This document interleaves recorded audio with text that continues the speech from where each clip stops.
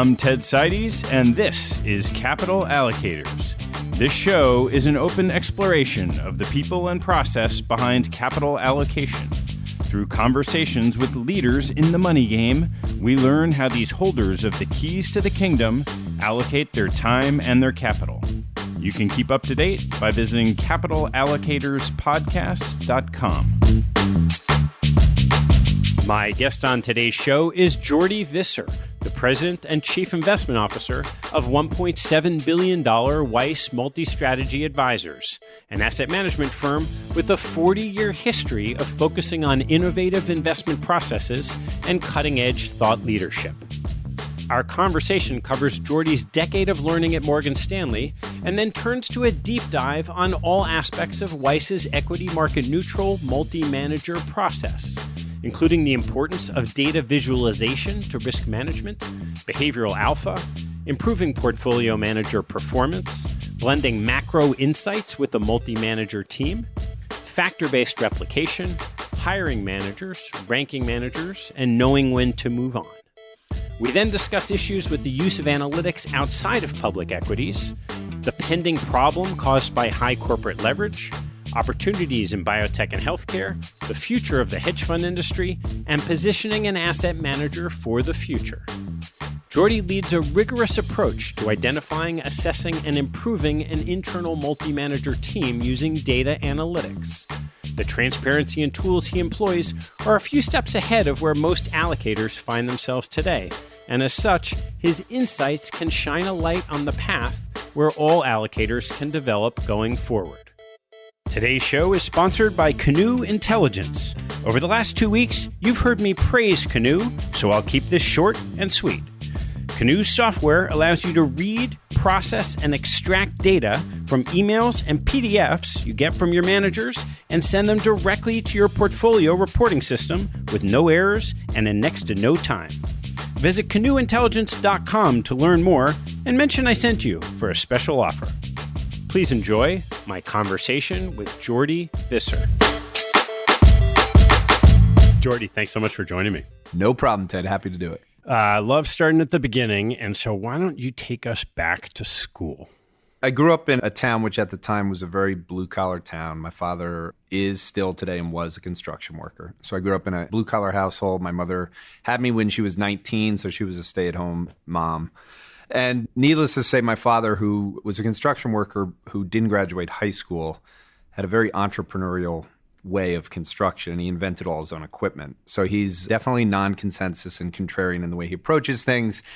And the fact that he didn't graduate high school and left in the 8th grade and was an atheist, I didn't really have a lot of beliefs growing up. And I would say I took that approach in school, but also I'm definitely a visual learner who is easily bored. And so school was something that I just wanted to find out where the bar was, the line where my parents would leave me alone. So, all right, a B plus will keep me fine. I'll get B pluses. And I didn't really like school, but I went through it and found a way to kind of find the bits and pieces that I liked. I think the one thing that I was obsessed with was analytics and just data.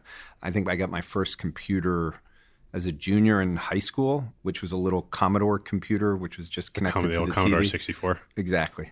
And I was building games, and more importantly, I was, my father owned claiming racehorses that were like $5,000, and I would go through the programs, take all the data because there's tons of data. I'm a huge Kentucky Derby fan, so this all kind of led to this. But that was the beginning, and that's where I started to realize that what I really liked was data and math. And because my father had an engineering brain, I decided I did not like getting electrocuted and losing my hearing and carrying heavy stuff upstairs. So I decided I had to go to college. So I did graduate high school. And then college was a bit of a chore as well in terms of staying focused and going through it. And I did graduate with good grades. But let's just say school and I did not have a perfect relationship. So what lit the spark coming out of school then? I got an offer to go to Morgan Stanley to start in their controller and risk management area. And I'd say when I got there, I was lucky, and sometimes you just get lucky. I ended up being a controller in the derivative area. So you're good with math, you graduate from Manhattan College, you kind of end up at this level where what you're really doing is doing the P&L analysis for option traders. And they were all extremely good at math, and they knew something I didn't know a lot of. So the spark came from I'm a competitive person, played a lot of sports, and wanted to be as good as them, and decided that I would learn how to be an option trader by reading books. And at this stage, I think I could count on my hand how many books I'd read.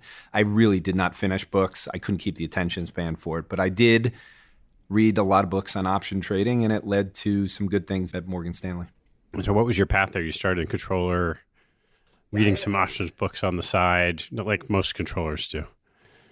Yeah, I'm going back because first of all, it was an interesting group. So when you get into a controller's area, there's a lot of people that wanted to be controllers for life. They had accounting degrees. I didn't like accounting. So I quickly decided that I was going to use those analytics and start building out a risk system, because options at that point, this was in 1992. So options were still kind of a new thing and growing for Wall Street, and especially coming out of the crash in 1987. That's really when the option market started to take off and people started to really want to have puts, and we started having skew, and we started going through. So I got the ability of doing a lot of analysis. I started coding to some degree. That was my first risk analytics build out that I did to analyze the P&L and to do the exotic options.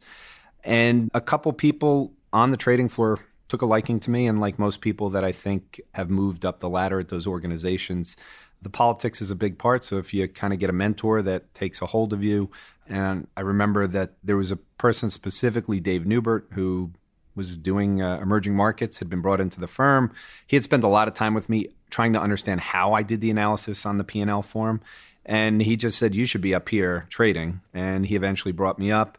And so in 1994, only 2 years after being at the firm, I was now leaving controllers, joining him in terms of running an emerging market book with him.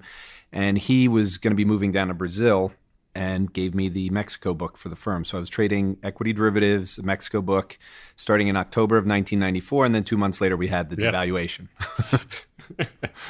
Ended up with the Christmas that really never happened. But I was, at the time, only 2 years in Morgan Stanley. A lot of firms ran into a lot of trouble with the devaluation. Luckily, the book was handed off to me in a very nice way with a lot of hedges and a lot of protection by David.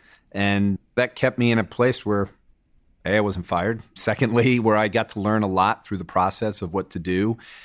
And I ended up trading the market well after that. And I think I learned that if you can prepare or be in a position where you're not hurt during emotional times and you have the market effectively on tilt, it creates more opportunities. And I'd say that philosophy started all the way up until now. That's the philosophy that I have, which is that if you can identify ahead of time risk rewards that are changing and you have a Bayesian framework that identifies that this is not worth it, the hardest thing for type A people to do is to actually be patient and sit on their hands. And sometimes that's the best way to deal with that. And that's what I learned. So I ended up on the option desk at that point. And then 3 years later, through a variety of other luck, David ended up taking a program job. So he was supposed to go to Brazil and open office for the firm there. He had been working on it for the better part of 3 years. He got this other opportunity, and they asked me if I would go. And again, I was very young at the time, so it was a great opportunity. And luckily, when you grow up with a father who doesn't graduate high school and built all his own equipment, you don't have a lot of fear of failure.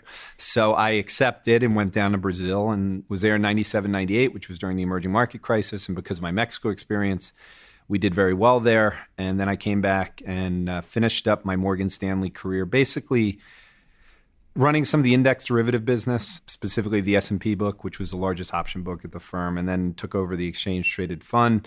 And finally, right before I left, they gave me a chance to actually run some of the sales businesses as well. So I had the fortune over effectively what was a 11, 12-year period at Morgan Stanley that I got thrown into a lot of different jobs. And I think that helped a lot in building out a breadth of experiences that I still to this day cherish in terms of learning things and not having the same job every single day. I would have been bored. Yeah. So you mentioned that one key lesson in positioning yourself for tough times and being patient and weathering through. What were the other lessons that you took away from your experience at Morgan Stanley? I learned more than I can imagine by asking people questions. So because I didn't come out of school with a lot of memorization, I was learning on the job. So the books were one thing, and that was what I started with because I didn't want to be vulnerable to the option trader. So I actually wanted to get them to think that I knew what I was doing when I had no idea. So I had to go through and learn it. As time went on and I became less, let's say, fearful of being vulnerable and thinking that I was already realizing that I had something there that I should pay attention to, I just started asking people questions. And I always say to young people that I get involved in that you have a lot of curiosity and creativity, and you can destroy it if you stop asking questions. And questions are really important. And I would say that I asked a ton of questions to people about everything, how to manage people, markets. I spent a lot of time getting to know people in all the other divisions. And I'm an introvert, so this is not like socially easy for me to just go out there and talk to people. But I think it worked out well that I asked a lot of questions. Any other big ones? Brazil was a big thing. I think my travel as a child involved New Jersey and Florida. And I don't think there was anything in between. I remember when Morgan Stanley said they were going to send me to London to train someone on what I was doing. And I informed them that I didn't have a passport. And they said, well, you have to get one. And I said, I don't know how to get one. So there were a lot of things about me at that stage there where I had a lot to learn. And when I went to Brazil, Brazil was an experience that, because I had never really been overseas for any long periods of time, and now I was living in a country where the English was not spoken, I think it built up another level of what I call elephant skin, which just thickened my ability to handle stuff. Brazil's not an easy place to live. And so in the last 5 years, I've written many papers with adapt or die in there. And I think Brazil was my first kind of experience of adapt or die. And it worked out extremely well. What was tough about living there? The biggest difference, and I just wrote a paper where I referenced that my parents went through a divorce, and there was no abuse, but there was just no love. So it was constantly, as a kid, you're wondering when the next fight's going to be or the next argument. And my grandmother was a stable force for me. In Brazil, it was very similar. You're living on eggshells. You constantly are worried that someone's watching you. I wore a Timex watch. I drove around in a Volkswagen Rabbit, but I was the head of an office running the sales and trading effort down there. No one knew who I was. I didn't wear a suit. So I tried to hide in and blend in as much as possible. But even when you did that, they still kind of know. So the distribution of wealth problem in Brazil just had you on edge. And you take that for granted in the United States, that when you walk around, you don't think about these things. Yeah, yeah. All right, before we move on, any other things that pop into your head as important lessons you learned in your years at Morgan Stanley? I've given you kind of the pros. One of the most important things, and the reason that I left, was a negative. At some point when I came back from Brazil, where I think at the beginning of the office, there were 10 of us there. So it was a little tiny thing. I think the last number I heard down there was over 200. So the office grew from that point into a big office. But when I came back to New York and they said, okay, here's your book and these are the people you're managing, and it was a very different experience. And I think when I left or made the decision to leave in 2002, the major reason was that I realized that whether it was because of my father and his entrepreneurial side, whether it was my introvert and just liking things kind of quiet and going through it, or whether it was growing up in a divorced household and really wanting this team atmosphere that I had in my sports teams where I really liked the camaraderie, it was very, very different at a big organization where politics were dominating. And I just reached a level where I realized that my job as I went higher and higher up was to fire people. And that was really what it was. And I didn't see the ability for the company of that size to adapt. And I started to get into technology. I think the most important paper I read in the early 2000s was by, I believe his name was Jim O'Neill at Goldman Sachs, and it was on BRICS, and he coined the phrase BRICS. And I started realizing that I should leave and focus on emerging markets, that the math was just there and that they were going to be the biggest part of the world, and that emerging markets, Morgan Stanley was not set up for that. They didn't understand it. It was a cultural thing, and their business was in New York and Japan and Europe, and that we were getting into the lending business. And so I just viewed it as, I think it's time for me to do something entrepreneurial, get a smaller place, build it out. And then finally, I had spent enough time as a salesperson looking at the hedge funds, and I just thought that the industry was ripe for the same type of disruption that the mutual fund industry went through in the 90s with exchange-traded funds, and that the hedge fund industry would go through a similar thing. And then coming out of that disruption, there'd be an opportunity for new types of asset management companies. And that was all in a nutshell why I was running away from. And that's 0203. So that thesis was completely right, as it turned out, at least for 6 or 7 years. What happened with your individual experience? So I left in 03, launched a macro fund called Anchor Point Asset Management. I think at the peak, the assets got up to around 40 to 50 million. And I had a lot of hedge fund friends that invested both from Brazil and in the US, and people that I had a great relationship with that kind of gave me good advice on leaving. But I realized at that point that to build an asset management company out starting with 50 million and kind of going through the stuff was going to be a long process. And in 2005, I just happened to meet George Weiss, not in an interview, but on someone who knew me saying, George Weiss is trying to do a business plan where he's been kind of a family office. He's trying to do a multi-strategy fund. I'm really worried because he doesn't sound like he's comfortable with the returns and what he's seeing, and he's been going down this path, and he's looking for some advice on how to hedge out portfolio. And he was talking to someone and wanted someone else to bring in. And so he connected him, and I met George, and it was a life-changing experience for me. So what was that initial spark that changed your life? George was the most unique person I had met in one important thing. He was incredibly successful in the hedge fund industry. And at the same point, he was one of the nicest people I had ever met. And those two don't go hand in hand normally in the industry. Most people get into it because of the wealth opportunities. And George had been very successful doing it. But there was just this thing about him that was very fatherly. And we took a liking to each other instantly. And someone had warned me saying, yeah, when you meet George, he's very charismatic. And if you're not careful, you'll end up working with him. And needless to say, he may have said you're going to work here that first meeting. I know we hugged. And I'd said to him, I'm like, I've never hugged my father, and I've already hugged you. So it was this like moment that was life-changing. And I think at that point I had a trust, and he seemed to trust me. And I explained the asset management vision in 2005 to him. And he at the time was 62 or 63. So he was looking for some sort of a transition. I think he wanted his legacy to continue. So at the time, we just kind of met and wanted to explore what that relationship could be. So what was here then, and what was your strategy platform that you laid out for the future? There's two parts. One is there were probably about 13 teams here. George there's a lot of people that credit him with market neutral, and I would say his version of market neutral to this day is still very unique. He ran a utility-specific stock fund during the 70s. We had our 40-year anniversary in October, so this company's been around. We don't know of many more, if any, that are older. But he really did combine the concept of no factor risk by being in utilities, and then by having high turnover. And that's the part that gets left out. So I think market neutral has kind of changed to where we're talking factor neutral more. I think people have gotten smarter about factors, obviously, in the last few years.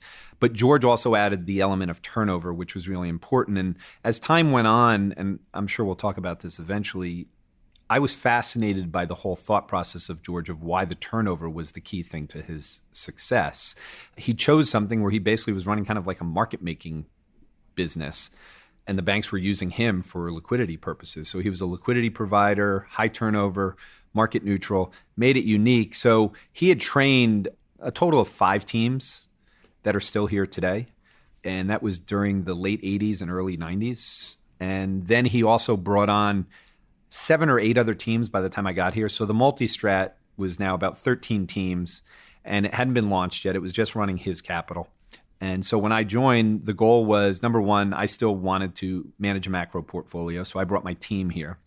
And then once we launched, we would manage a portion of it, and I would build out effectively what would look at like an 80-20 structure. So 80% would be predominant long-short equity market neutral, and then the 20% would be macro. Macro managers we chose had a long vol type return profile to go against some of the market neutral strategies. And so that's the way it looked then. There were about the same amount of people there are now. There was a little over 100. Right now we're somewhere around 110. So we're right around the same number. Culturally, the place was unique. I mean, he focused a lot on ethics and values and culture. A lot of them were from the University of Pennsylvania. And he had recruited them to play football. So a very family office type feel that we've tried to keep as the firm has grown and as we've changed people. And there's been changes over the years, but I would say that would be the way I would describe it. What was the first sort of adaptation that you found you had to make? So you started in 2005, you've got the crisis in 2008. At what point in time did things shift, and how did they shift? Well, getting back to the reason why George was interested in speaking to someone, George had gone through a long time period where not only had they been highly successful, I think the family office returns were above 50% a year. So when you compound at 50% a year, you're really doing well and numbers grow big quickly. But also for him, the drawdowns were very limited. It was 2005 when we met, and earlier on in that year, there was some issues that were going on with Delphi and General Motors and some downgrades and things along those lines that caused some disruptions in the credit market. The portfolio had a drawdown. So they had made a lot of money and then they had drawn down. So that's what led to him going, okay, I got to change some things. So the first adaptation was really bringing in a risk philosophy that had limits to the managers. And I would say we started the process of more transparency. We focused a lot as a risk committee before we launched. There were people that had been here, Rick Doucette, Apollo Wong, and some others that were very good on the risk side that had built out some systems that were fantastic. And we just added to them, and I think we expanded that as a group. And that led to the first part of just trying to make sure that you could navigate things when crisis would come. So if you go back to the Mexico days, one of the beliefs I have in risk management is that you really need to have a lot of data. It needs to be visual. If it's tabular, it doesn't speak to you. And data visualization is the most important thing to me. Heat maps, anything along those lines. And it was very simplistic back then because the computer power was not there. It's much easier today. But I think that was the biggest thing, was get more granular data to make sure that we can make decisions. And that helped us a lot throughout the period in 07, 08, and the crisis year. So if you think of a specific example of that time, whatever tools you have, visualization of data and risk, what are you looking for in any particular portfolio manager's book to flag and take action? I'm going to kind of take it back to the philosophy that George had. So let's take the two things. So we want it to be, quote unquote, factor neutral. And instead of it being neutral, since there's really no such thing, we want it to be, the managers to be factor aware. So we had to have visualization that showed them what was there. We had to have turnover. So I think one of the biggest problems and the biggest change that ensued post the crisis, which we'll speak about, was the word static. It's static that's a problem to me. Dynamic managers, hedge fund managers, are active managers. Static managers are passive managers. And I think there were a lot of people in the hedge fund industry that were running passive portfolios that had a very small active component. And I think that's why the fee structures and a lot of things have changed over the years, is as we got more granular data, you started to identify who was actually passive and who was active, or on the scale of active and passive, who was more active and more passive. So I think that was a big part of that period of really focusing a lot on the philosophy of risk, of make them factor aware, let them know that we know what's there, try to find people that are able to produce consistent and persistent returns. And to do that, the number one factor we saw over time was the ability of having smart turnover. And why? What is it about turnover that allows you to create the risk exposures you want?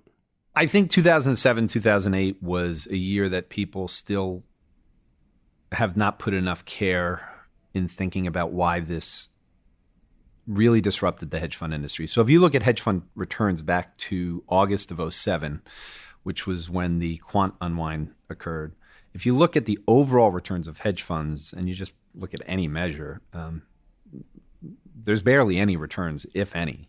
You've had periods where it's gone on, but from that point, it's been very difficult. And I'm not blaming 08 because I think 08 was just a cycle. We've had plenty of little cycles, but the iPhone came into existence in June of 2007, and then quantitative easing came into existence in the bottom in 2009. Those two things had a huge impact, I think, on hedge funds. Number one, you had the competition from the quants, which really started to grow once the iPhone came in. We had advancements, obviously, in the cloud and everything afterwards that brought the barriers to entry down. So the quant space just started to compete. And the edge that managers had, to some degree, was not having that competition. So finding data that others couldn't find, and computers are really good at finding it. But the second thing was we had a change in the demographics and in passive investing. So I think the money being managed by retail before 2007 and obviously before 2000 created opportunities because retail was competing with hedge funds. And then money went more passive, and now people were competing with computers. And so the efficiencies just started to be taken out of the business. And for us, turnover was important, like poker. And so this is really the transition into something that I spend a lot of time thinking about, which is behavioral alpha. Do you have people that are making decisions based on the future and constantly reassessing in a Bayesian framework when they should be taking down risks, not after the event, but it gets back to what I learned about Mexico. If you have events like the devaluation in Mexico, you don't have a window to go make risk adjustments. You have to be doing it before. And that's very difficult for people that think that they'll be able to get out. So in cycles that before 2007 were elongated, and especially in the US, I think Abby Cohen said that getting the US economy to turn down is like turning a super tanker. It takes a long time for it to go. Well, in emerging markets, it happens very rapidly. Flows go out, and the same thing happens with high yield companies and things like that. And I think the cycles have changed significantly, and that has made it more important for managers to be more predictive and to know their space really well as to when they should reduce risk and when they should increase risk based on opportunities. And the paper that I just wrote for this year is all on the fact that I actually think this is going to get worse going forward, not better, that the cycles will be even shorter and sharper. And I thought last year was very similar to 2007, 2008 with a major turning point, which will change the investment environment for the next decade. What drives that behavioral alpha?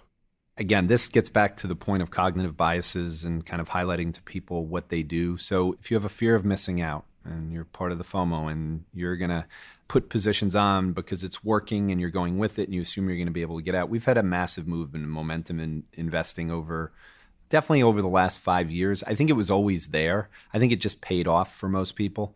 When value became more difficult, starting in August of 2007, and I think value has been beaten down as an investment style, one of the major reasons was because we had this shift to where these mega companies, Apple, Amazon, Facebook, Netflix, Microsoft, all of them dominated from the 2008 period. And we saw a lot of the value names fall down. I think behavioral alpha at the end, from using kind of the Annie Duke framework in her book for making better decisions, can you be flexible in your mindset? Can you fold the hand? Can you size up very quickly? In a poker, I think she said in one hand, you could have 20 different decisions that you have to make. And I'm sure the number can be bigger depending on the hand. If you're investing in making decision changes every 6 months or every year, that environment I just don't think works anymore if you want to get paid active management fees. So the fees have come down, and I think there's been alignment between who's an active manager, and active management to me is all about behavioral alpha, the ability of getting out of stuff at the right time and sizing up at the right time, admitting that you made a mistake and folding your hand and moving on to the next one. Those are not easy decisions for people to make. And I think historically, it probably wasn't as important as it is now because the inefficiencies of fundamental alpha have been stripped out of the market. I think you can't believe that you're finding something that other people and more importantly, computers haven't found. That notion of changing your mind in the right way behaviorally almost implies that there's information that you're responding to appropriately. The more you make these decisions, the less fundamental information there may be. So what is it that you're measuring to say, oh, behaviorally, that was a good decision, that was a bad decision? As we've built out skills and biases, and I'll try to use a baseball analogy because when Moneyball was first out, I think the focus got into the part of finding advanced analytics, so different analytics than what people were looking at. So we'll follow whip, we'll follow not just hits and batting average, but we're going to look at walks, we're going to incorporate everything in. So the baseball analytics just changed and we started getting more analytics. And I think this industry has gone through the same thing. The other part is if you want to make someone better, you got to show them their biases. I'm sure everyone has seen when you watch the World Series or the playoff games and they have this box and when the batter comes up, it says, okay, he bats 180 on pitches above the waist and he bats 370 on pitches below the waist. Okay, so then what he really needs to do is try to only swing at the ones below the waist. Does he have the ability of doing that? And that's behavioral alpha. The ability of not letting your brain go after that high pitch is the problem. So it makes you both smarter, that if you can see it. I always joke that the majority of what we learn as humans happens when we're young, and we have all these connections that occur with seeing things. And most of what we learn is with our eyes. And so data visualizations become very important for this firm to teach people things, to just show them that, hey, you know what? When you size up your portfolio, your hit ratio is extremely high. When you take your portfolio down, your hit ratio is very high. Those are good things to know. You should be really increasing risk more even to what you're doing and decreasing more when you have these intuitive decisions. And they're not easy to quantify in terms of what they're seeing. Sometimes it's a feel, sometimes it's the sentiment, but this brings in the incomplete information that exists in poker, which has to do with the table. You're investing in stocks and you think they're going to go up because of fundamental reasons, but at the end of the day, you need other people to also buy them for that reason, or to buy them in general to make them go higher. I was with Mike Milken recently, and he specifically said the reason he likes bonds as opposed to stocks from an investment standpoint is, I don't need other people to buy the bond. I just need them to pay me off. So I'm happy being the only person buying them. In stocks, I need other people to buy them. I don't like that. And it relates to me in terms of the way that we've spent behavioral alpha here. So the position sizing, like when you pick names and you've got conviction, how good are you knowing the conviction in your names? There's an element in all of this of poker playing. And the most successful people we've had here over the last 5 years that have had the most consistent returns, their skills and biases show their ability to fold, their ability to be patient, their ability to be quick when they see something they like, to have forward-looking high hit ratio of taking down their portfolio at a gross level or at a name level, and probably equally as important is using new tools to figure out how to compensate for the biases. So some people just keep those biases, but they use tools to compensate for them. Like what kind of tools? One of the things about being trained on the derivative side that I think has helped our ability to use the technology, it's not just that I coded at a young age, but a derivatives person is trying to hedge a portfolio completely with multi-factors. So you're trying to eliminate all the Greeks in your portfolio so that on a daily basis, your P&L is moving based on what you want. In a portfolio with 70 stocks, let's say 35 by 35, most managers think they understand all the risk in their portfolio, and that's just not possible with 70 positions. So we try to dumb it down to 8 factor risks that you have. And then we show them, if you wanted to get rid of that factor risk, here are the names that you could do it with. Here's a swap you could create. This is the VAR that would come down if you do this. And then we give them basically an optimization button where if they press a button, it says this is what your portfolio would do to keep the names the same, but take the VAR down 70% and eliminate most of the factor risk. And so we tried to give them different tools to. Are those 8 factors kind of traditional factors? You think of momentum, size, sector? The fundamental factors, I think, for everybody are the same, and value, momentum, quality, everything along those lines. We also use cross-asset risk premia. We also spend time on macro factors. We also do customized factors. So we've gotten into a world that I think is more thematic. Just use the tax cuts. So there were companies that benefited from tax cuts. It didn't. That doesn't show up as one of the factors until they're all working, and then it shows up in momentum. But in the interim, we want to know if that is a factor that's there. So that is a pattern recognition side, and it's one of the machine learning techniques that we try to use is matching up factors that we can create. So I will create a lot of factors that I think are important. So if I see this interesting thematic idea and Goldman Sachs sends it to me and it's been working, then I will take that, put it in our system and overlay it with a bunch of our teams and see if they've ended up in the same thing. Most of the time, it's not even intentional. It's just ended up that way because they like the momentum is happening in the earnings stuff, but now they're aware that, okay, I have this factor, so I should be aware of what could change it. And then the psychological side to me that I bring outside of the analytics is a belief that for human beings to be able to be more flexible and have behavioral alpha, they need to verbalize things. So one of the things that makes them more aware and more comfortable with this risk is just verbalizing it to someone. And so I try to, when I see something has gotten bigger and bigger, we kind of have this little, okay, let's go verbalize with them for a while. Let's let them say what their exit strategy is. Let's say what the idea is. Let's make them say, and that way by saying it, generally it helps them, I think, when the decision comes down to either take it down, they tend to be more proactive. At least that's what I believe. So it's the structure, I just want to make sure I understand the structure of the risk framework. So it sounds like you're sitting at the top and you have portfolio teams and maybe you have like these 8 core factors, but then you're constantly looking for things that are relevant in the market, turning that into a factor, using that to sort of assess maybe second order risks. And do those more peripheral ones come in and out? Let me give you one part here. So I stopped managing money for the firm in 2014. We hired Chuck Crow, our chief data scientist, in 2013. We rolled out the full, as we call them, baseball cards towards the end of 15. all of that kind of coincided with the framework of risk that now exists today. So when you come out with a new approach, you don't actually know what the process is going to look like. You're incorporating some technology, but I think what started to happen, and we judge this by the success that we heard from the users, we give the managers pretty much full autonomy. They provide us with their risk limits that's agreed upon with the risk committee and the allocation committee.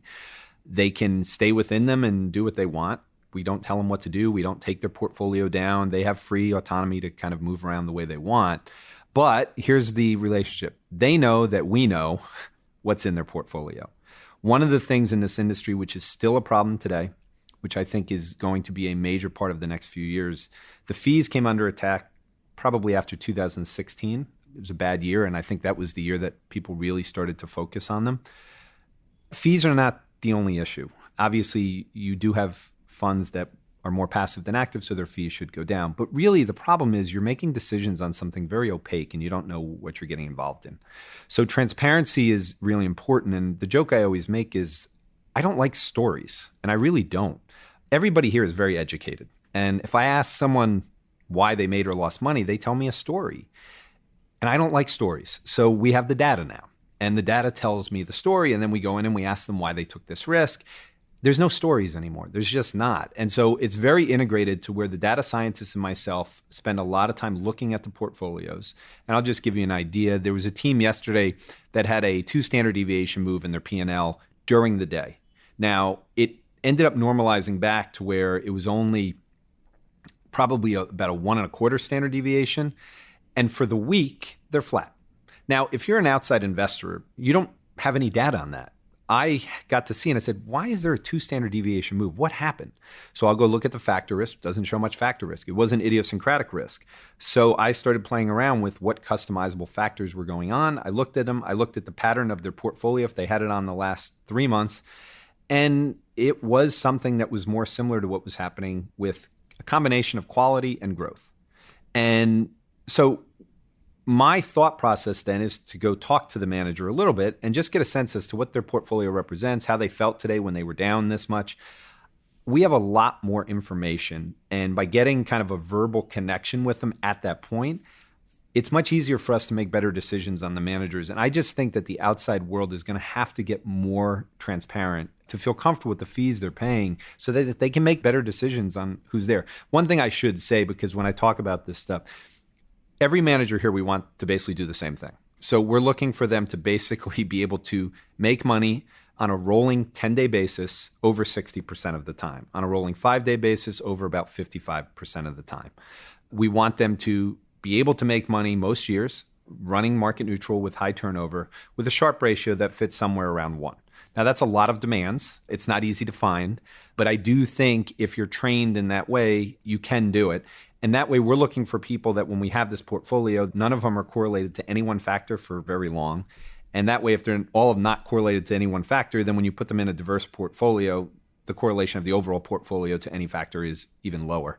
And our pairwise correlation amongst the teams is somewhere around 0.1 to 0.15, which means when you look at it, we really don't have teams that are correlated to each other. We don't have overlapping approaches. So one of the things that's always baffled me about these multi-manager platforms is you control the risk.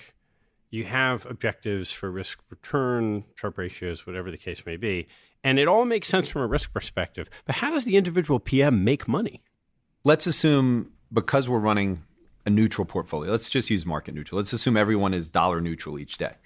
And they have 35 longs, 35 shorts, and every single name at the end of the year is up 5%. So the only way they could have made money is if there was a lot of dispersion in between the ending. So it's a combination of the dispersion on some type of time period and the volatility in the marketplace. And that's what we do. So going back to George's roots, we have liquidity providers. So we're trying to find people who are comfortable providing liquidity. And the arbitrage or the edge that we think exists is there's not a lot of liquidity providers right now. Dodd-Frank really neutered the sell side in a very big way. There's just not as many prop desks. They can't hold positions in these things overnight the way they used to. So their balance sheets are under constraint. There weren't a lot of liquidity providers to start out with. People were more momentum based, but I think the liquidity providing mechanism has just been better. There's less liquidity. So you're getting more of these one-off shocks. And so I think for us, one of the reasons that we have been able to be consistent the last 3 years in a challenging environment has been that there's been more dispersion opportunities. I think that all started in August of 15. Two things coincided in that final quarter, really 4 months of the year, that I still don't think people have come to grips with. Number one, China devalued their currency in August of 15, which was a big deal. China's not an emerging market at that stage. They're one of the largest countries in the world. Second thing is quantitative tightening really began. So the Fed finally raised rates in December of 15. And so if you take that period there, we're in quantitative tightening now. And China and the US are in a trade war, and probably more importantly, embarking on something which I think has historic implications, or at least for the next 10 years. But it's this relationship from a technology basis with the two technology powers on the planet, realizing that at some point you don't want other people making your technology. And that's a big change, considering it was the driving investment force really for people to make money since 2007. So when you see important macro inflection points that you think even today other investors may not have interpreted the same way that you did, does that filter into what you're doing in the portfolios when the individual PMs or have these risk-constrained portfolios? And how does it, if it does? My job on the macro stuff, I think, is to help with the Bayesian side.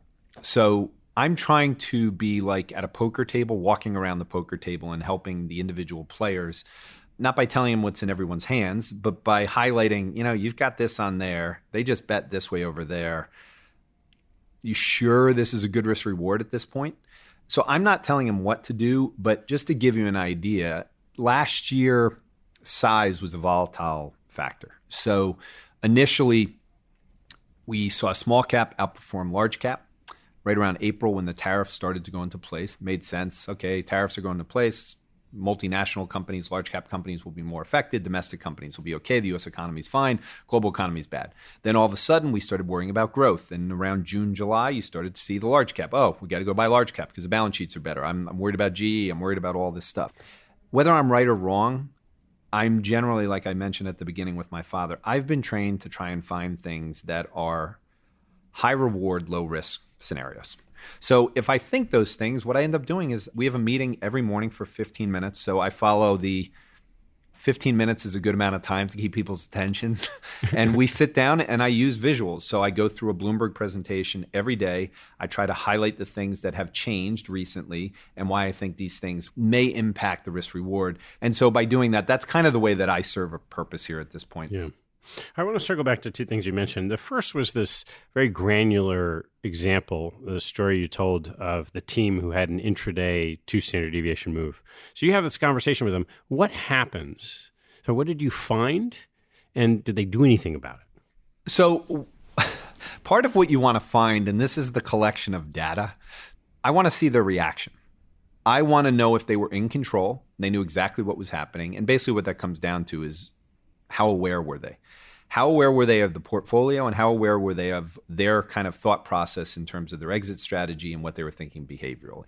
So when you learn that, no, we had one company that all of a sudden intraday that wasn't part of our portfolio had kind of at a conference spoke about something, that company got hit, a bunch of other companies that are very similar got hit at the same point, we weren't surprised by the company A at the conference that spoke, and so we're not as worried about the portfolio. In fact, what we ended up doing was we added to the positions. That gives me a really good data point of how the behavioral alpha of that person is. How emotional were they during there? How much did they know their space and know what was in them? That's kind of what you want to identify how good someone is. If you don't ask the question, you're just using numbers. And I think hearing people speak and how aware they are of their portfolio gives you a lot more comfort. Okay, so then turn that to the baseball cards. You mentioned baseball cards. What are they? What's on them, and how do you use them? So the baseball card idea started in 2011, 12. I asked our risk manager, who had some coding experience, to do the first part of them, which was really make sure that we knew who we were paying. So the first thing was I said to him, here's the deal. I want to see if I can replicate their returns. So why don't you take all of these factors and take all of their historical returns and see how easy it is to do a time series regression to effectively replicate their returns. And just rank them based on how easy it is. So some kind of confidence level. So not that complex of a situation, but the real reality of doing it was we're paying our portfolio managers the same amount of money, which is a percentage of what they make after expenses. Why should I pay all of them the same amount if I can replicate what someone's doing with a very high confidence level, even if they've made money every single year? If they've been making money because the market's been up 9 years in a row, why would I pay for that? So we did that analysis, and then I realized that, number one, it was taking longer than it should. And that was a reflection of just how much data we have, but also how I was trying to take someone who was not a quote unquote professional coder and doing some work that was, I could probably use someone with a little bit more robust approach. And that's when I met Chuck in 2013. We brought him in. I explained to him where I wanted to take this. So the first part was, let's make sure that we know who we should pay, so that when they come in, I don't have stories anymore and we can actually do it. So we extended the analysis to a lot of time series regressions, not on the long term, but now on a daily basis. I wanted to see the factor stuff so I could be more aware of the factor risks that they were taking. So we wanted to see it in a dynamic framework. A lot of people view factor risk, or both portfolio managers and management. So let's break it into 3 parts. You have the risk manager or the risk group who's monitoring the factor risk. Then you've got management, the people that are running the business, and eventually the risk team will bring it to them, but not on a daily basis generally. And then you have the portfolio managers. Now, historically, when the portfolio managers get approached on the risk manager either comes up after they've lost money. I call this autopsy risk management, and say, why did you have all this factor risk? Or they do it ahead of time, but they don't tell them where it is. And so now you've left this person with, you have a lot of factor risk, you have to take it down. Well, where is it? Well, when you take one position out of a portfolio, you have new factor risk. And so this whole thing it became very confusing. What we wanted to do here, and what Chuck and I came in, is I'm management. I wanted to be heavily involved in the day-to-day knowledge of what was there, and I wanted the managers to be aware. So I wanted management to be aware, I wanted the portfolio managers to be aware, and I wanted the risk people to be aware. That way there was a collaborative relationship on this. And sometimes the best ideas we get are from the users. And that's, I think, in most cases. So this became kind of a beta prototype in terms of rolling it out. And then eventually one of the benefits that came, and this was about the cloud and just the ability of bringing more visualization. When we launched these in 2015, I recognized that some of the PMs were getting better. They were starting to do different things. They were learning. And the reason that they were learning is because they actually saw the visualization, they wanted to get rid of it, and they were being showed how they could get rid of it in a way that was very different than where there's no relationship between them. And I think the collaboration, or the ability for the risk people to be very similar people as the PMs, or very similar people as management, that doesn't happen in most organizations, and that's one of the biggest problems. And so in reality, one of the things that helped the baseball cards, which was really just to help us make better decisions on our teams, was the impact of everyone working together on this project. So is the card itself the visualization of some of the important metrics that describe how that portfolio manager behaves? It's broken up into about 4 parts. The first one is their performance measures, which is very traditional Morningstar type stuff. So there's some things that I think are more creative, but that stuff I always say is the most boring part of kind of going through it. The second part is the factor part. So that really gets into the time series regressions and the holdings-based work, the two of them, to show the manager, A, what their factor risk is today, but most importantly, and I think the thing that separates what we do from most vendor-based systems I've seen, but also as PMs have come in, this is what they've appreciated the most, is seeing how static their factor risk is. So how does it change over time? So we can mouse across over the last year and see, well, you have momentum on now, but you were short momentum, 6 months ago. And that means they don't have a complete bias towards momentum. We have other people here that have ridden anti-momentum the whole time.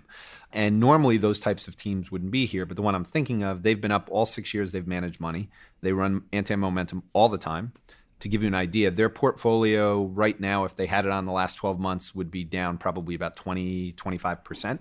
So they're in losers versus winners. Value has been working, yet they've made money 6 years in a row. How can you do that? And so the next tab became the skills and biases. So what are you doing to create the alpha if you're always running anti-momentum? Somehow or another, you're switching around on these things. Their portfolio is fundamentally driven, like all of them, but there's a sentiment component. And what they've been the best at the firm is taking their gross up. So they'll be 85% invested. And then after they have a good run and they feel their portfolio has mean reverted enough, they will take the entire book down. They'll be 15% invested. Now, a lot of our competitors, they don't want their managers to play around with their gross. They're fully invested all the time.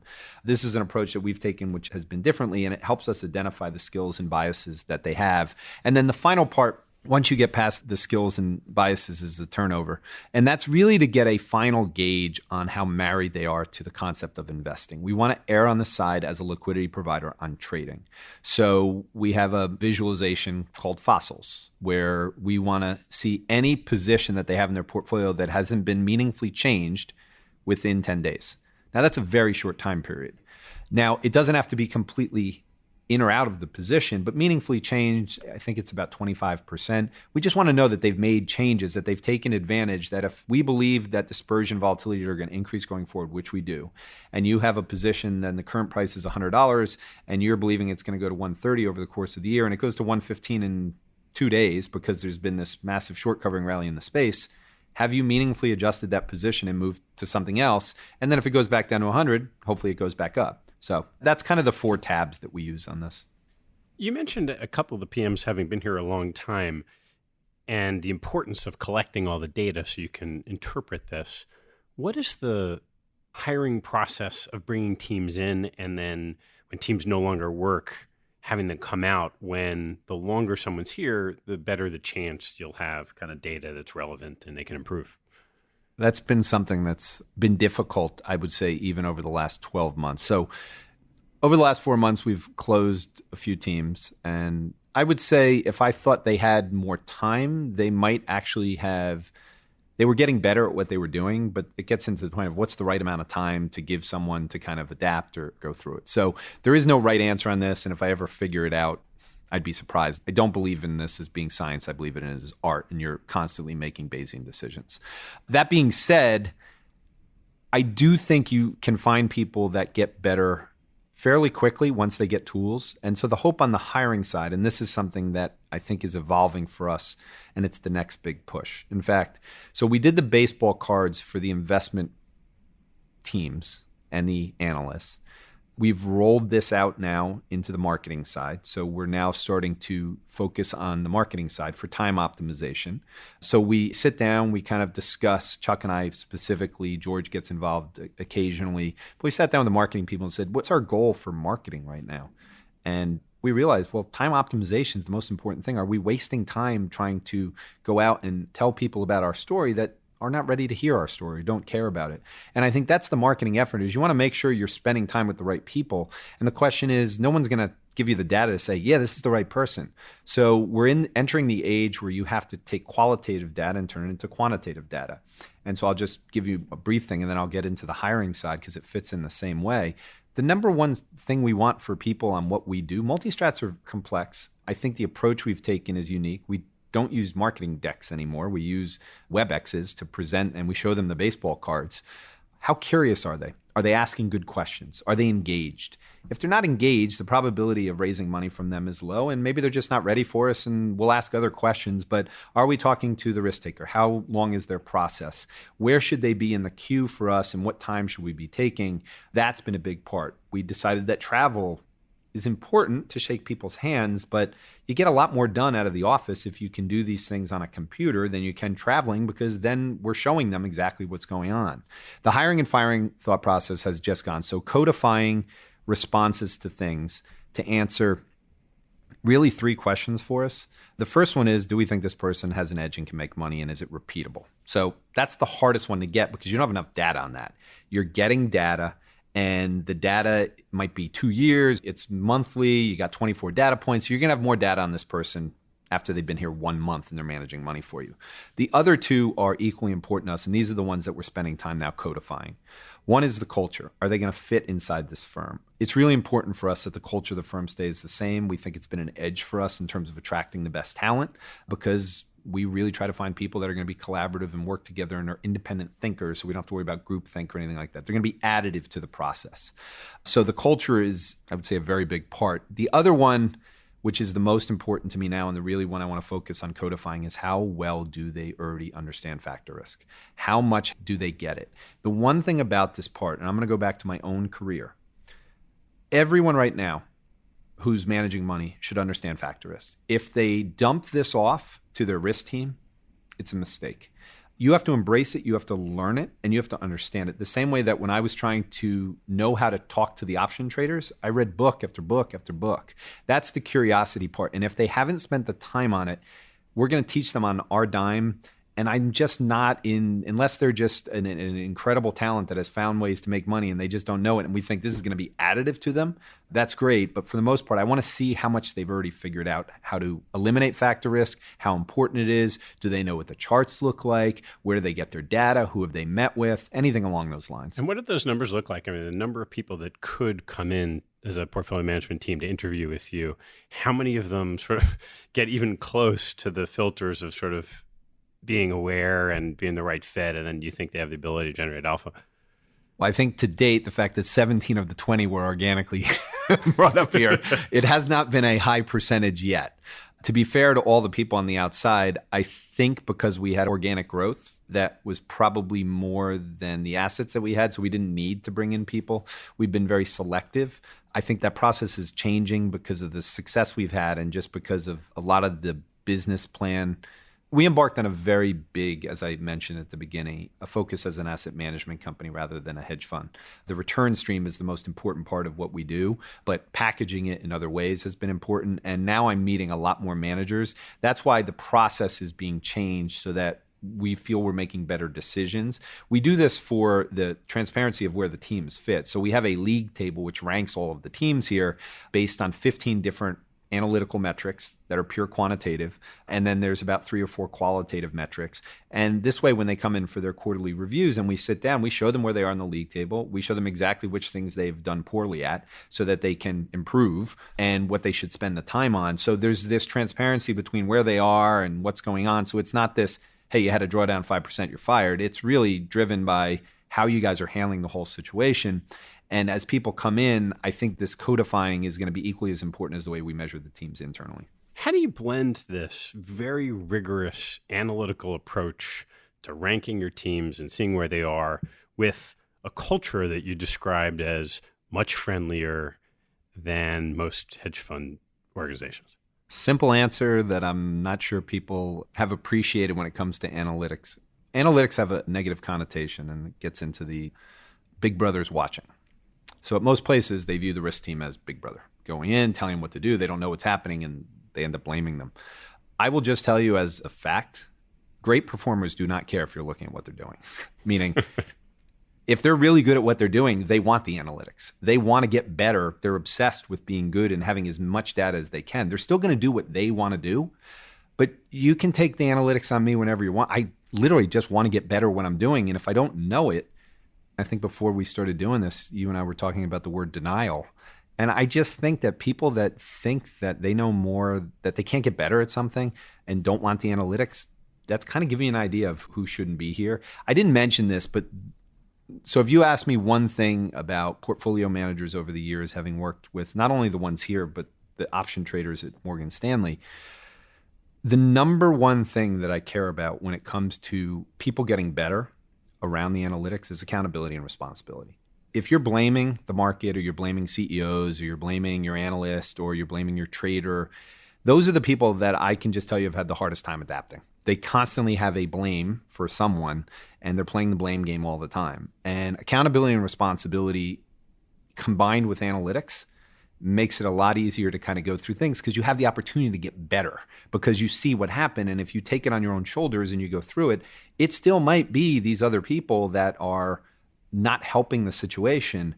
But when you're the leader of a team, you're making the decision on this. So you have to take some accountability and responsibility, even if it's just for hiring the people that are not creating it. So much of this data is easily digestible and understandable in the equity markets. And it seems like as the equity markets have gotten more efficient, the ways of looking at factors and analytics have gotten more efficient. How do you think about applying it outside the equity markets? That's been a challenge, and we've spent a lot of time on it.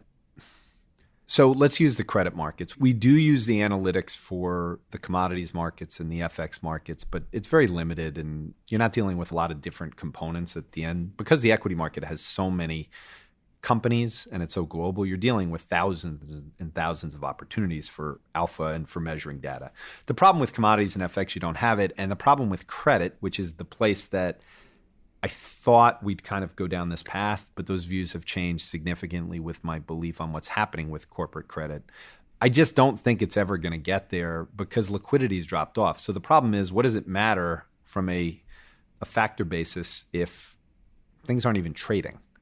And we've entered this point in the credit markets and the debt markets in general where it's people buy them and they just hold them. So there's not really a lot of trading going on.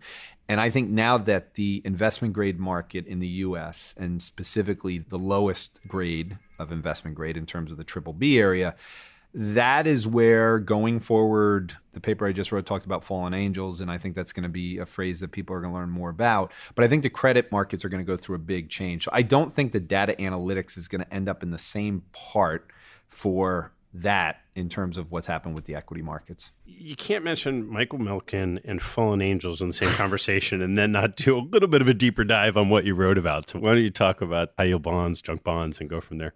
Okay. So I always try to find a theme that I think is playing out that's important. And so to make it quick in terms of to bring it into the investment grade world, at the end of the day, Michael wrote a paper, I think in the 60s, on capital structure and just the relationship between bonds and stocks. And in April of 2009, near the lows of the great financial crisis, he did, I think it was an op-ed in the Wall Street Journal, but he wrote an article which specifically was titled Why Capital Structure Matters.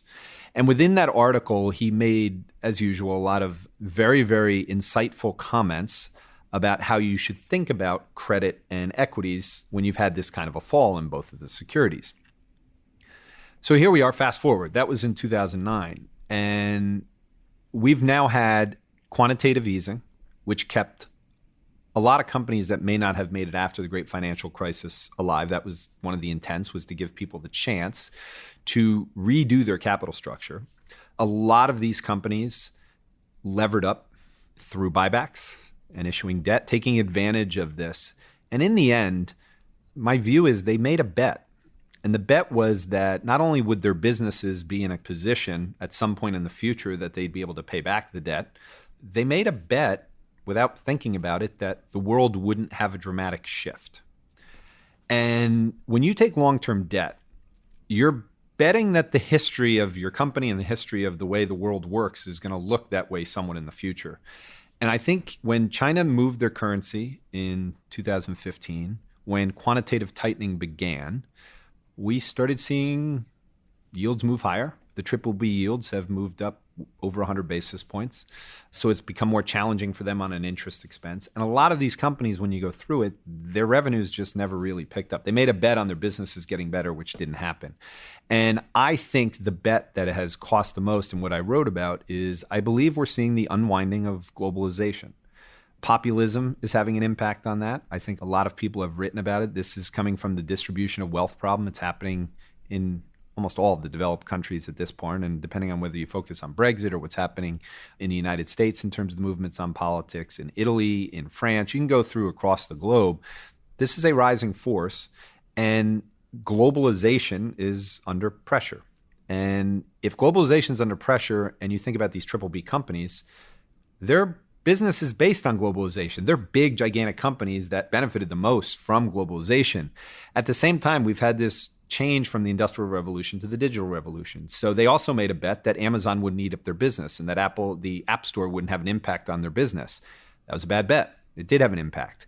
So whether you're talking about Sears competing with Amazon or you're talking about General Electric competing with Amazon and General Electric competing with everyone else, that's happening. But then also you're getting this trade situation that as technology has increased and as we've now entered the age of the Internet of Things, where sensors are in everything, do you want your sensors and whatever you have being put in by your military powers? And so we have a new part that has transitioned. And that's why when people talk about the trade war with China, the paper was specifically said, this is not about soybeans. This is about sensors in everything. And it's a race to artificial intelligence supremacy. It's about intellectual property. And if you believe that China and the US, that relationship has changed forever, what you're left with is a world of globalization, which is very different. So it's not just populism anymore. It's not just quantitative tightening.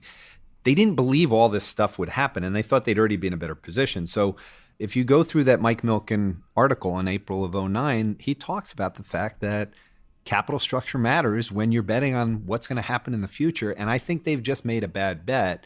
There's other things that get involved in it, but the reality is I think going forward from here, the market has not adjusted to the fact that these companies are going to have a difficult time, and that capital structure, things like covenants, these are going to be a major part of the conversation over the next 3 to 5 years. And I don't think people are ready for what that means. All right. So a little cautious on the credit markets. What are you most excited about in the markets? Well, I think the technology stuff dominated. So we had more excitement in terms of advancements in technology. And even though that'll continue, I think that was pretty much when the iPhone came in. We've had a good run with technology. I think the next 10 years is going to be about longevity and advances in healthcare. And I think that's going to be the most exciting thing. Obviously, the biotech industry raised a lot of money. It's interesting that if you go look at the biotech industry relative, or any of the small cap biotech industries relative to the NASDAQ or relative to the S&P, they've underperformed the NASDAQ. So they've underperformed tech the last 4 or 5 years. They've basically been a market performer with the S&P the last 5 years. So they raised a lot of capital, didn't get a lot there. We should be getting through when industries take a lot of capital in and you merge in technology, which really helped with the cloud, which honestly, you're talking 14, 15 where Amazon Web Services really took off. The healthcare industry has really been slow to this stuff. I think we're going to start seeing a lot of the benefits, but when you combine it with artificial intelligence, we will be solving a lot of problems. And I can't think of a more exciting period than figuring out how to solve cancer and Alzheimer's in a way that gets bigger, has huge implications. So you start thinking about what this means for the liabilities we have as countries. And I think I get most excited about the fact that we're going to have a movement towards health from the biology side, from the synthetic biology side, which is going to really give us the hope of living longer lives and, more importantly, active, healthier, longer lives. What's your take on the future of hedge funds and the hedge fund industry? Well, clearly it's been disrupted just like most industries, predominantly from technology. Because it has a name which I think everyone would agree doesn't really mean much, meaning hedge fund. So we always make the joke, are you a hedged fund or are you a hedge fund? And a hedge fund has proven to have a lot of beta, a lot of factor risk. And so their fees are kind of going down. I just think that people have to think in return streams and what they're doing. I think there's liquidity providing hedge funds. There's liquidity taking hedge funds. The industry is going to be disrupted continually by the risk premium side, the hedge fund replicator side. But there's a need for it because interest rates around the globe, you've got negative yields still in very big places. There's a need for risk mitigation. In fact, last year I would say was the worst year for risk mitigation from the hedge fund side.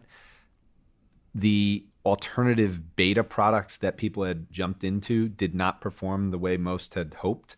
The CTAs, which traditionally have helped during years of big falls like we saw, did not help, particularly in the first quarter and the last quarter. So I think the risk mitigation bucket was just not good. And even long vol portfolios, unless they were very focused on the equity side, fixed income vol is still near all-time lows.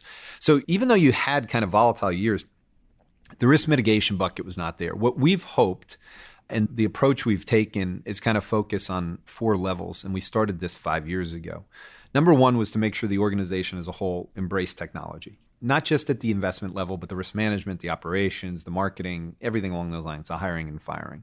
The second thing was to make sure that we identified the people that we thought would be best suited for an environment which was less predictable and more uncertain. And that got into emphasizing emotional intelligence over their resumes of where they went to school. And I think that was always a thought process here, but I think we took it to heart that if you're going to embrace technology and you want people to be adaptive, you need them emotionally intelligent and aware of who they are, and that way they can be more adaptive. We wanted the products to be customizable. Every investor has an issue with liabilities versus expected returns. It is not easy to generate the returns that you need. And I've traveled the country the last 5 years, and I don't think I've yet heard a person say that they think equities will perform more than 6% over the next 10 years. I don't think I've heard anyone say it over the last 5 years. And we just came out of a period where over a 10-year period, even including last year, I still think it was 14% or something like that. So when people ask me, I'm like, no, I think the next 10 years in the equity markets, the US, and I think globally will be better. But let's just say the US, I still think we'll get 8 to 10%. And I think it's because rates are still low and money has to go to work somewhere. So I still think you're going to get it there. So that whole concept to me of making sure that when you're going out there, you're focused on products that can help people on the other side, insurance companies, pension funds, retirement, retail. So we've tried to focus on that and make sure that we're approaching it from an asset management perspective, but very customizable. And finally, and this one is one of the more important ones that doesn't get enough attention with people. And I think Steve Case wrote a book on this in terms of, I think it was called The Third Wave, where he focused a lot on partnerships. And when you reach this point in the technology side where everyone is being disrupted, every business, every government, and the blockchain's only going to make it worse, partnerships and collaboration are more important. So we have developed some very strategic relationships over the last 3 years with one with a pension plan, one with an insurance company, and then one with a financial institution that's interested in asset management. We're trying to expand those more with the consultants, which we think we can help them with more transparency in how we measure it. But I think the collaboration part is really a big part. And those are kind of the four components. Now, I don't think most hedge funds are thinking about those things. And probably they don't need to. So maybe in our case, it was just something. But I think it's taking an empathetic approach in a time where things are just less certain and less unpredictable, but there's a need for it. If you were sitting on the other side of the table and you talked about the need for transparency, the desire to only really pay fees for value added, the allocators don't have access to the information that you do. And you've got this whole suite of, let's just say within hedge funds, even within long short equity hedge funds, we had our portfolio. Now there's replication as an alternative. There's all this other stuff. What advice do you give when you're sitting down with one of your clients if they ask you that question? Well, how should we think about investing in long short equity funds? Well, the first thing is when the allocators, especially if they're large, they can affect change. So the easiest thing that will get them more transparency is, as opposed to just spending so much time on, well, if you take 15 basis point off and we go through this and they're going down a path that's all fee-based, I think if at the same time they say, well, we'll allocate this money to you, here's what we're expecting out of it. We'd like you to come present to us, 3 times a year, help with our allocation process, and we want weekly data, and we'd like to have monthly holdings, and we want you to put them into this system so that we can measure them and have access. I think that's where they could affect change in that way. Now, United States pension funds are very different than Canadian pension funds. And the sophistication level and I think the ability to do these things is more limited. But I think it has to happen if you're going to invest in the hedge fund space. You don't have to have, and I think this is one of the issues, you don't need to have full transparency in a levered loan book, in a private equity book. Like, you're just at the mercy of, these are illiquid things. They're not going to move that much, and you're giving money based on the qualitative stuff of the managers. For an active manager that's in equities, there's no excuse why you can't get the data because it's very simple to do it. There's tons of ways. It doesn't cost much in this day and age with data to do it. So I think what's going to happen over time is the transparency part should not be a blanket thing to all investments, but it should be a core component of what you're doing on the hedge fund side, the same way that netting risk is something that people have not spent enough time on. And I think the netting risk component is a really important part. So if you're like Weiss, where we bear the netting risk as a partnership, that was a decision we made to align ourselves with the investors. They should recognize that we're taking that risk out of their portfolio, and it's a big benefit to them. Now, they don't have to have that from all of them, and they shouldn't only invest in multi-strategy funds that bear the netting risk. They should invest in various structures, but they should appreciate the netting risk component. So I think over the course of the next few years, and you got to give it time, because I think it was 2016 that the movement of 1 or 30 and kind of focusing on the fees and the alignment of what you're getting paid matched up. That was good for the industry. I think it was a good decision to make since returns were difficult. I think the next thing is the transparency. And what would you do as your next step if you were not so big that you could have some market power in that negotiation of what you get access to? So you're a mid-sized investor or smaller investor. The future says we might get to a place where you have more transparency. What do you do today? Well, on this case, I do think you can, and people have done this, if you're going to be small, you're going to have to outsource some things. And the outsourced CIO thing has grown in stature. I think there's some merits to it. I think you have to be careful of who you're choosing. I think transparency should be a big part of it so that you have some kind of, maybe not the decision making, but some knowledge of what's going on, that you're not getting a story. And at the end of the day, For people that go get physicals, you really want the data. The more data you have, the more predictive analytics are going to help you going forward, the better you're going to be of knowing what's the problem. I think for anyone, small cap, mid cap, and the largest pension funds, any transparency you can get is better. But I do believe it's difficult for the smaller places to go. But that's where the OCIO groups kind of come in to hopefully be able to help them navigate through this in a way where they're taking it. But I would emphasize when you're doing your due diligence, what the plan is on the transparency side. All right, let's turn to some closing questions, Jordi. What's your favorite hobby or activity outside of work and family? Hiking, skiing, and biking. So over the years, as I've become or been forced to be more of an extrovert, I have found the pleasures of meditation and hiking and biking and skiing. I didn't start skiing until I was in my 40s, and I found it to be both challenging but a necessary thing to get me into nature in the wintertime. So that would be my favorite. All right, what's your biggest pet peeve? Anger. I really have a hard time. I'm in New York City a lot. There's a lot of angry people in New York City. There's a lot of horn blowing. There's a lot of construction with people yelling at each other, and anger is my biggest pet peeve. All right, how about your biggest investment pet peeve? Trying to find things that have already worked. From my side, I really try to find things that have not worked yet. What's your favorite thing to read regularly, or what reading do you almost never miss? 6 years ago, I met a general who was a brigadier general in the Air Force, younger than me, and we developed a relationship over our kind of knowledge of China. And he was the first person to suggest to me that I really should start reading on the singularity. And that has lived with me since that day. I believe everybody who's in the business of investing should spend a lot of time reading stuff on the future and what it's going to look like. I say to people regularly, I don't think there'll be bonds and everything will be free in 30 years. I say it not as a fact or as a guess, but it's something I do believe is coming because of my belief in the impact that nano and 3D printing and artificial intelligence and robotics, synthetic biology, and all these things are going to have, and that there's a math behind it that people will recognize when 5G becomes more of a normal thing and just how the Internet of Things are growing. So I'm going to say the singularity, but I'm going to add one more because I've written a lot, and 2 years before I met the general, I also started taking some training in meditation and just an understanding of Buddhism. And, you know, my father is and was an atheist, and so I didn't have a lot of beliefs. And I'm not a religious person, but I do believe in the concept of karma, and I do believe in the concept of doing good and going through it. And I like people who go through it. So reading about Buddhism, reading about meditation, and probably most importantly, neuroscience and just kind of the way your brain works has been a big part. That's great. What teaching from your parents most stayed with you? So I have a quote from Ralph Waldo Emerson that I use for my children.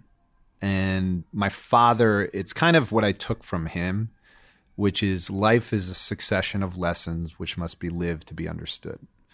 And that really got in the part of, okay, maybe I didn't enjoy school, but the experiential part and putting yourself out there and taking the risks and then how you come back from them. So going through Mexico in 1994 and processing it and realizing it. My best friend growing up, the best man at my wedding, died in 9/11. And I remember giving his eulogy. And it was an important part of my life to be grateful for the time that I had with him. And recently, my grandmother died at 98. My grandmother was one of the most important people in my life. I gave her eulogy. My mother asked me to do it, and it was special because I was so close to her. But also, it gave me the chance to reflect in that type of way about the things that my mother and father did for me. So my father taught me that. My mother really taught me patience. Patience is not easy for me. I'm definitely a type A person, love to move around, get as many steps in a given day. But I think she was a very patient woman, being very religious, while my father was very atheist. Not the easiest thing to say, yes, you're going to church. Why are you taking him to church? So when you have this conflict inside the house, I always say my mother, who had me at a young age, was very patient. And that patience over time really helped me kind of deal with, I'd say, people in general and just being careful not to want things too quickly. All right, last one. What's your favorite motto that embodies an important life lesson? If you're going to have good relationships in life with friends, with family, with colleagues, it has to be based on trust. Awesome. Jordi, thanks so much. It was a lot of fun. I appreciate the invitation. I was happy to do it, Ted. Thanks again. Thanks for listening to this episode. I hope you found a nugget or two to take away and apply in your investing and your life. If you'd like what you heard, please tell a friend and maybe even write a review on iTunes. You'll help others discover the show, and I thank you for it. Have a good one.